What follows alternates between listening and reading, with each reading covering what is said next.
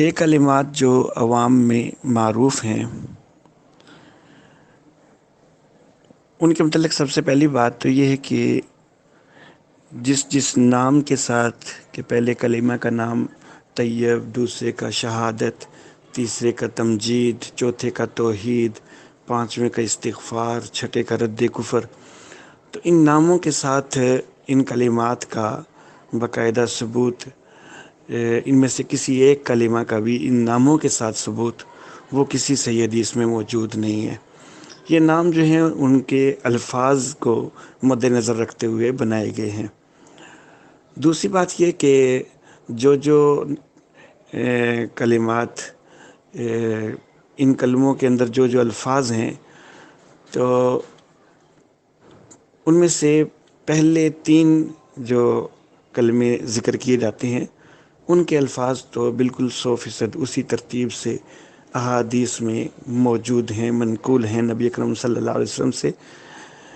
लेकिन चौथा, पाँचवा, छठा कलिमा जो है तो उनके इस तरह अल्फाज जो हैं वो नहीं मिलते हैं। उनमें से कुछ न कुछ अल्फाज मुख्तलिफ़ अहादीस में मिल जाते हैं, लेकिन जिस तरतीब से और जिस अंदाज से ये कलिमात लोगों में मारूफ़ हैं, तो चौथे, पाँचवें, छठे के जो अल्फाज हैं तो वो बिल्कुल भी इस तरतीब से किसी सही हदीस में साबित नहीं होते। अगली बात मैं ये करना चाहूँगा कि अमूमन ये तसव्वुर एक ज़हन में होता है लोगों के कि ये जो कलिमात हैं, ये 6 के 6 कलिमात याद रखना ईमान के लिए ज़रूरी है और मोमिन तभी बनेगा जब इन 6 कलिमात को याद करेगा। तो ऐसी कोई बात नहीं है। इनमें से ईमान के साथ जो ताल्लुक़ है वो सिर्फ़ पहले और दूसरे कलिमा का है। उनमें से किसी एक को भी जो है वो एक का भी इकरार कर लिया जाए तो ईमान में बंदा दाखिल हो जाता है। ईमान में दाखिल होने के लिए बेशक पहला कलिमा जो है वो पढ़ ले, बंदा इकरार बिल लिसान करे, तस्दीक बिल कल्ब हो, तो उससे भी ईमान में बंदा दाखिल हो जाता है।